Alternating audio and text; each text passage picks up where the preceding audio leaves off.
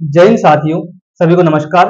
आज अपन शुरुआत करने जा रहे हैं अपने राजस्थान जीके का जो भाग चल रहा था, उसमें अपने टॉपिक पड़ता है क्लास संस्कृति का। ठीक है।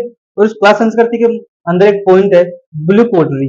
ब्लू पोट्री क्या होती है, आज अपन इसी क्लास में, छोटी सी क्लास है, उसमें दो चीजें पढ़ेंगे।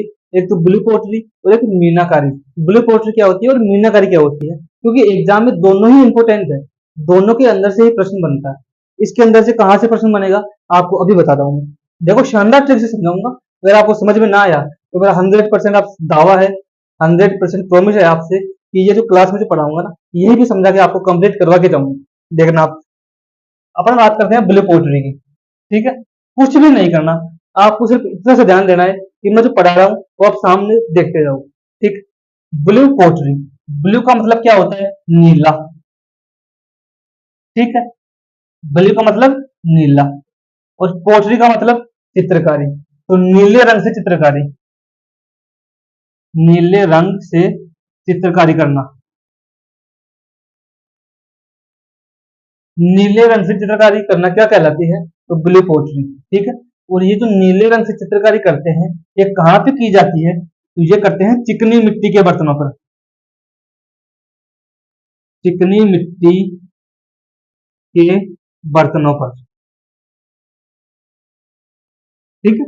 आप देखते हो ना, जैसे खुमार मटकी वगैरह बनाते हैं, भाई मिट्टी के जो भी बर्तन बनाते हैं, जैसे गुल्लक देखते हो आप, गुल्लक पैसे डालने का छोटा सा आता है ना, गुल्लक मिट्टी का बना हुआ। उस पे आप देखते हो ना कि जो कलाकार बनाने वाला है वो डिजाइन से चित्र बना देता है उसको, कि वो मतलब अच्छा लगे, उसका जो सौंदर्यता है वो बढ़ जाए। ठीक है। अपना ध्यान उनकी तरफ आकर्षित हो सके। तो वो जो चित्रकारी होती है वो क्या कहलाती है? Blue pottery. ठीक। बात करते हैं इस ब्लू पोट्री को सर्वप्रथम अपने राजस्थान में कहाँ से लेके आए थे। भाई पहले ये कहाँ थी और बाद में अपने जयपुर में जब आई थी तो जयपुर में कौन लाया? ठीक है। तो ब्लू पोट्री कहाँ से आई? ये आई कहाँ से? लाहौर से। ठीक है। कहाँ से आई थी? लाहौर से। लाहौर कौन सा? पाकिस्तान वाला। ठीक। कहाँ से लाई गई थी? लाहौर से। लाहौर से कहाँ पे आई? जयपुर में। लाहौर से जयपुर में आई। और किसने लाया? भाई कोई लाने वाला व्यक्ति भी तो होगा। ठीक है। तो जो इसको लाहौर से जयपुर लाया वो था कौन? मान सिंह प्रथम। ये मान सिंह प्रथम कौन सा है? आमेर वाला। आमेर वाला। ये मान सिंह प्रथम वही है जो अकबर की सेना का नेतृत्व करता है जब हल्दी घाटी का युद्ध 1576 में होता है महाराणा प्रताप के खिलाफ। तो उस महाराणा प्रताप के खिलाफ हल्दी घाटी के युद्ध में अकबर की तरफ से उसकी सेना का नेतृत्व करके कौन जाता है? मान सिंह। ये मान सिंह वही है जो जोधा का, हरकाबाई का भतीजा है। ठीक है। आमेर के जो कछवा वंश का राजा कौन था उस टाइम? मान सिंह। ठीक है। तो मान सिंह आपको ध्यान रखना है कि कौन सा है। ठीक है। आमेर वाला। लिख देता हूँ साइड में। ठीक है। ठीक है। अब बात करते हैं जयपुर लाहौर से जयपुर आ गई, किसने लाया? मान सिंह प्रथम ने। इसको एक नाम और दिया गया है, इस ब्लू पोट्री को। क्या? Rice blue pottery. Rice blue pottery. भाई ये जो ब्लू पोट्री है ना, रईस ब्लू पोट्री, इसको नाम क्यों दिया गया है? रईस का मतलब क्या होता है? पैसे वाले। मतलब ये पैसे वाले की पोट्री है। भाई अपने जैसे जो नॉर्मल व्यक्ति होते हैं ना, वो इसको नहीं करवाते। अधिकतर लोग है ना, पैसे वाले ही इसको करवाते हैं। पैसे वाले है ना, वो इसको काम में लेते हैं। ठीक।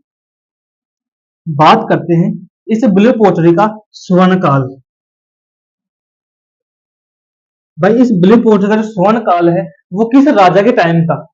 ठीक है। तो उस टाइम राजा था कौन? राजा राम सिंह सेकंड। ठीक है। राजा राम सिंह सेकंड। ये राजा राम सिंह सेकंड कहाँ का है? तो ये जयपुर का है।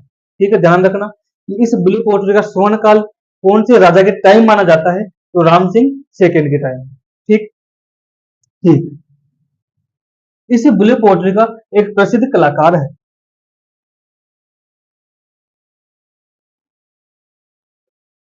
प्रसिद्ध कलाकार।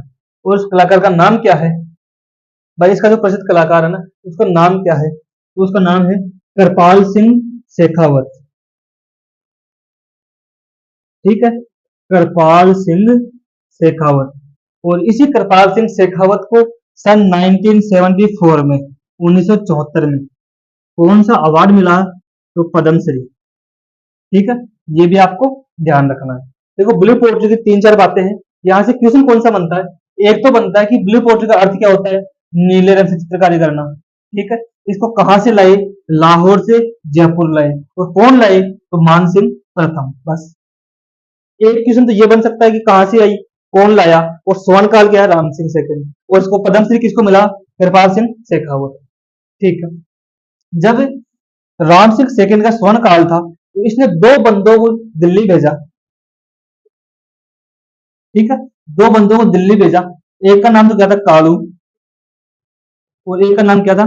चूनामन। ठीक है, इन दो बंदों को दिल्ली किस लिए भेजा? इनको भेजा दिल्ली इसलिए कि ये दिल्ली जाके इस ब्लू पोर्ट्री के बारे में विस्तार से अध्ययन कर सके और यहाँ पे अपने जयपुर में आ सके, उसकी और भी अधिक जानकारी दे सके। ठीक है, इस ब्लू पोर्ट्री की दो महिलाएं कलाकार हैं। कौन सी है? महिला कलाकार। ठीक है, तो ये भी आपको ध्यान रखना है, महिला कलाकार। तो महिला कलाकार एक तो है नाथीबाई। ठीक है, और एक कौन सी है? मीनाक्षी। ठीक है, ये ध्यान रखना है आपको। बस ब्लू पोर्ट्री की बातें इतनी ही थी, ये आपको ध्यान रखनी है। ठीक है, अब ये भी ब्लू पोर्ट्री की बात। अब बात करें अपन किसकी? मीनाकारी की, कि मीनाकारी क्या होती है। इसको आप नोट करो एक बार। ठीक है,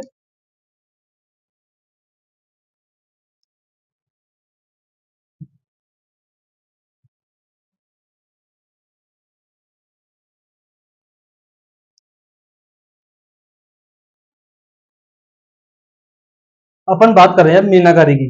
ठीक है, ब्लू पोर्ट्री क्या होती है, उसकी विशेषता क्या थी, मैंने आपको बता दी है। अब बात करें अपन ब्लू ये मीनाकारी। ठीक है, मीनाकारी क्या होती है? सबसे पहले तो इस मीनाकारी का जो अर्थ होता है ना, अर्थ क्या होता है? तो इसका अर्थ होता है कि आभूषणों पर रंग करने की जो कलाकारी होती है, चित्रकारी करने की जो कला होती है, उसको क्या कहते हैं? मीनाकारी। ठीक है, आभूषणों पर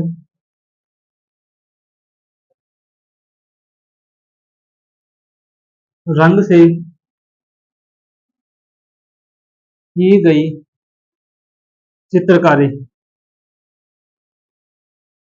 ठीक है, तो आभूषणों पर रंग से करने वाली जो चित्रकारी होती है, जो कला होती है, जो डिजाइन होती है, उसको क्या कहते हैं? मीनाकारी। ठीक, ये मीनाकारी कहाँ से लाई गई थी? तो ये मीनाकारी लाई गई थी लाहौर से। कहाँ से? जैसे ब्लू पोर्ट्री लाहौर से आई थी ना, जयपुर, उसी प्रकार ये भी लाहौर से कहाँ आई? जयपुर में। ठीक है, और इस मीनाकारी को भी लाने वाले व्यक्ति कौन थे? तो वो थे आपके, जैसे ब्लू पोर्ट्री को किसने लाया था? राजा मानसिंह प्रथम ने। तो इसको भी कौन लाया? मानसिंह प्रथम। ठीक है, मानसिंह प्रथम। और मानसिंह प्रथम इसको लेके आया। इसका प्रसिद्ध कलाकार कौन है?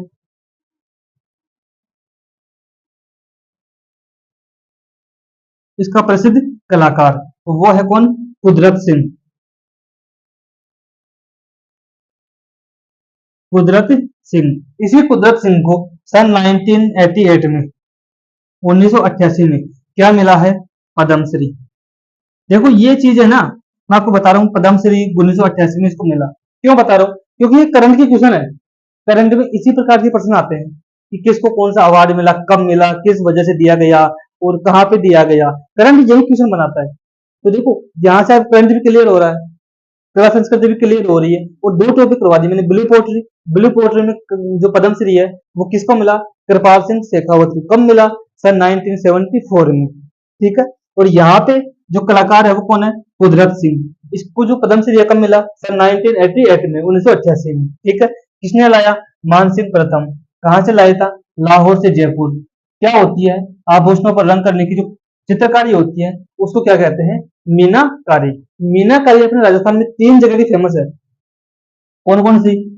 एक तो तांबे पर की जाने वाली, और मीनाकारी की जो होती है ना, मीनाकारी होती है ना, मीनाकारी, ये तीन प्रकार के आभूषणों पर की जाती है। और ये तीन प्रकार के आभूषणों पर करने वाली जो कला है वो तीन जिलों की फेमस है। ठीक है, तीन प्रकार की। एक तो तांबे पर करते हैं। ठीक है, यानी कि जो तांबे के जो आभूषण होते हैं उन पे, ठीक है, तांबे के आभूषणों पर,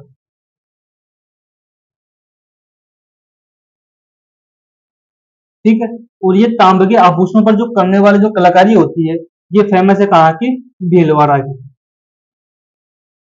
कहाँ की प्रसिद्ध है? भीलवाड़ा की, ठीक है। दूसरी है कांच के आभूषणों पर, ठीक है, कांच के आभूषणों पर। और ये जो कांच के आभूषणों पर जो की जाती है, ये करते हैं कोटा में। कहाँ पे? कोटा में। तीसरी कौन सी बच गई है? तीसरी है चांदी के आभूषणों पर, चांदी के आभूषणों पर कहाँ की जाती है? तो नाथ द्वारा में। और नाथ द्वारा कहाँ पे है? तो राजसमंद में, ठीक है। ध्यान रखना, तीन प्रकार की कलाकारी कौन सी है? मीनाकारी तीन प्रकार की होती है। तांबे के आभूषणों पर कहाँ की जाती है? भीलवाड़ा में। दूसरी कांच के आभूषणों पर कहाँ की जाती है? कोटा में। तीसरी चांदी के आभूषण कहाँ की जाती है? नाथ द्वारा में, ठीक है। कुदरत सिंह पद्मश्री 1988 में क्या होती है? आभूषणों पर रंग करने की जो कला होती है वो मीनाकारी कहलाती है। कहाँ से लाई थी? लाहौर से। कहाँ पे लाई? जयपुर में, ठीक है।